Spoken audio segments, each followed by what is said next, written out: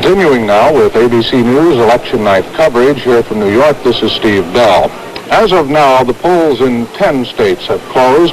In 6 of those, they are in the South, and thus, in the early part of the evening, we want to warn our viewers that Jimmy Carter may appear to have a rather wide lead. Lead not necessarily expected to hold up if the voting goes according to the latest polls, which showed Mr. Ford and Mr. Carter very even. But because Mr. Carter is expected to have a large margin in much of the South, these early returns may tilt it toward a rather wide Carter lead. Analysts for both Ford and Carter agree that the so-called Big Six states are likely to be the ones that make the difference tonight. The polls in one of them, Illinois, are already closed. In Ohio, where things are expected to be particularly close, too close to call until much later in the evening, the polls are just about ready to close. And Pennsylvania, which is also considered too close to call, stops its voting about a half hour from now. The other big 3, New York, California, and Texas, to come in much later in the evening. In fact, they may be among the states that keep us here for a long time tonight. We have no returns yet, even though Illinois polls have closed. There is no indication of what the presidential vote is there. But in each of the big 3 states that are the earliest to close around the country, there are statewide races that may have an effect on the presidential race, or in which the presidential race may have an effect on the big statewide races. And let's take a look at them, beginning in Illinois with the governor's race.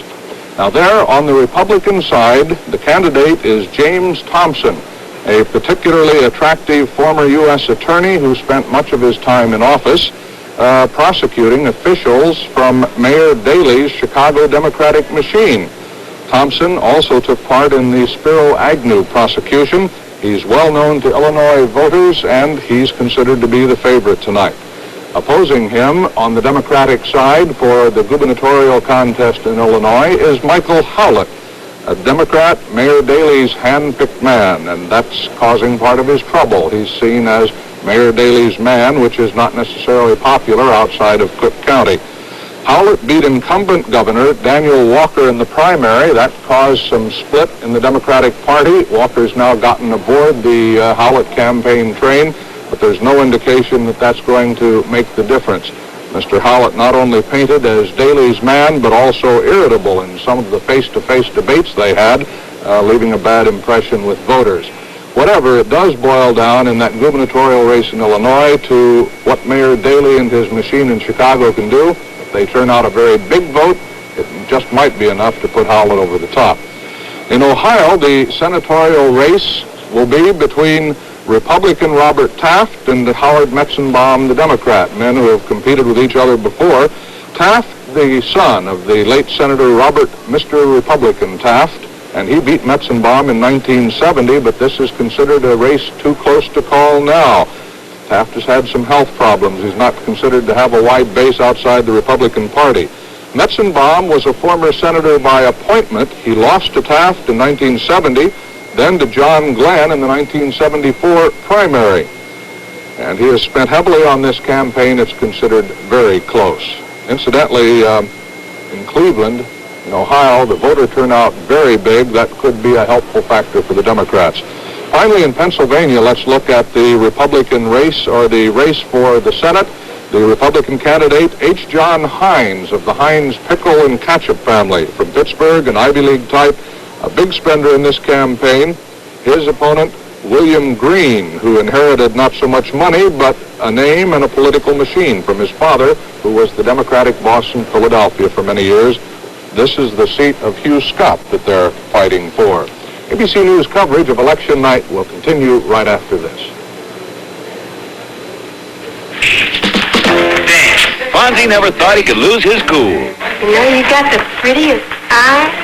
That was before he met Pinky Tuscadero. It's getting late. What do you want to do now? I want you in one piece. As the Fonz finally met his match. I kill for you. That's why I love you. Pinky Tuscadero shakes up the gang. I am cool. Happy Days. 1 week from tonight on ABC. On the streets, survival takes everything a cop's got. Carl Malden. That's using it. And Richard Hatch. Dispatch, this is Inspector 9-6. An officer's been shot. Two tough cops fighting to keep a city and themselves alive. Freeze! Daniel, my boy, that is what is known as a caper. The streets of San Francisco. Hit it. Thursday at 10, 9 Central and Mountain on ABC.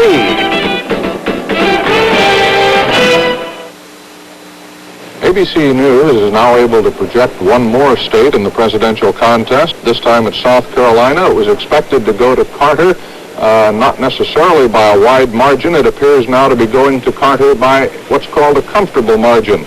It was a state, as we said, that was leaning toward Carter in most books. One thing that the analysts were going to look for in South Carolina was whether or not there was a heavy black turnout. We have no figures on that yet, but we will be watching it as indicative of the rest of the country. So in summarizing, at this point, Carter has Alabama, Kentucky, Georgia, and South Carolina. Ford has Indiana in his column so far by ABC projections. That, of course, does not mean a final official determination. And we warn you once again that in this early going, many of the southern states expected to go to Carter are going to be reporting first. And so you're cautioned not to interpret a wide Carter lead in states at this point as necessarily being indicative of the entire night. We'll be back with more ABC News election night coverage in a moment.